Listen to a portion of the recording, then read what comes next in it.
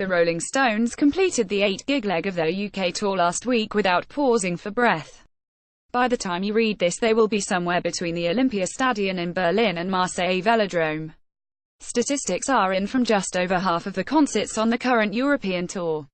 The Stones have already played live to over 800,000 people and grossed more than £90 million. Not bad for a band formed in 1962 led by septuagenarians.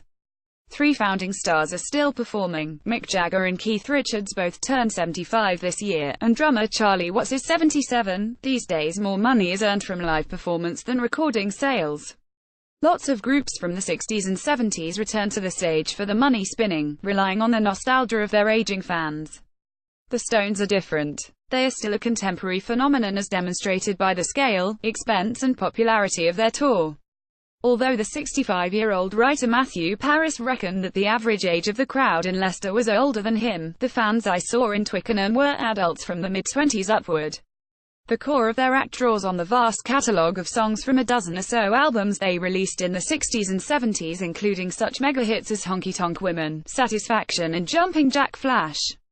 But for performance these have been reworked using the power of modern video technology. For this tour Jagger has converted You Can't Always Get What You Want, Sympathy for the Devil and Midnight Rambler into extended dark fantasies complete with audience participation. Jagger referred to Paint It Black as a cheerful number, a sarcastic reminder that the Stones have always played up their dark, rebellious side. The critics of the self-styled greatest rock and roll band in the world like to claim that the Stones have always been overshadowed by a rival, the Beatles in the 1960s, Queen in the 70s, U2 in the 80s, Coldplay in the noughties etc. But the Stones have outlasted them all, while remaining true to themselves as the prototype group for drugs and rock and roll. The Stones are still a contemporary phenomenon as demonstrated by the scale, expense and popularity of their tour. Adam Bolton, and like their rivals, they have chosen to offer the public little more than their music and their style. They've seldom got caught up in celebrity campaigns for causes, even though Jagger's Dancing in the Street duet with David Bowie was probably the highlight of the original Live Aid. It was entirely in keeping that the Stones did not participate in Danny Boyle's London 2012 opening ceremony. When it comes to philanthropy the Stones tend to go it alone. Jagger, who is estimated to be worth around £300 million, sponsors music programs in British schools including the Mick Jagger Centre in his native Dartford.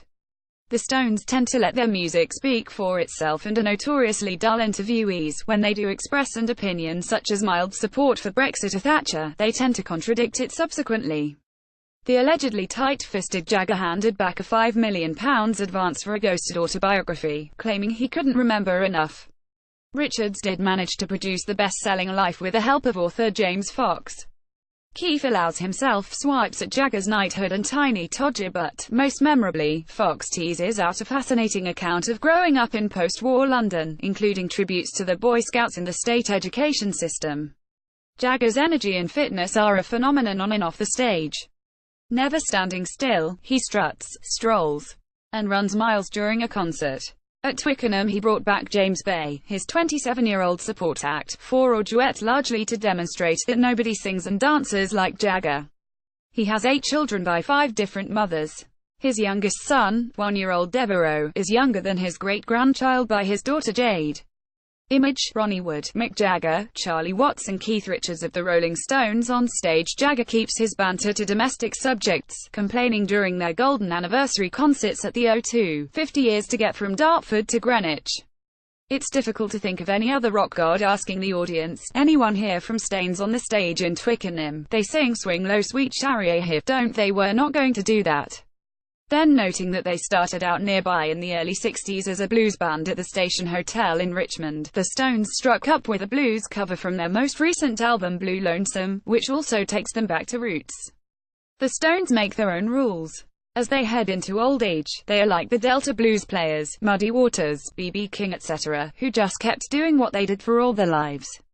They have been mocked at least since 1976 when Johnny Rotten sniped that the punk hit record could have been called Never Mind the Stones, Here Are the Sex Pistols. But they have endured so long they are beyond parody. In her current show Tracy Ullman approaches them obliquely, focusing on the marriage of Jagger's ex-wife Jerry Hall to Rupert Murdoch. I've interviewed all sorts of people from the Queen, presidents and prime ministers downward, and I don't get starstruck. The only time it's ever happened to me was when I opened the door at the dentist's to dapper Charlie Watts. Of course I didn't say anything. There was no point. It was all very British, like the Strolling Bones themselves, still going, one of Britain's, and especially London's, greatest living exports. Sky Views is a series of comment pieces by Sky News editors and correspondents, published every morning. Previously on Sky Views, Beth Rigby, May's zombie government comes alive.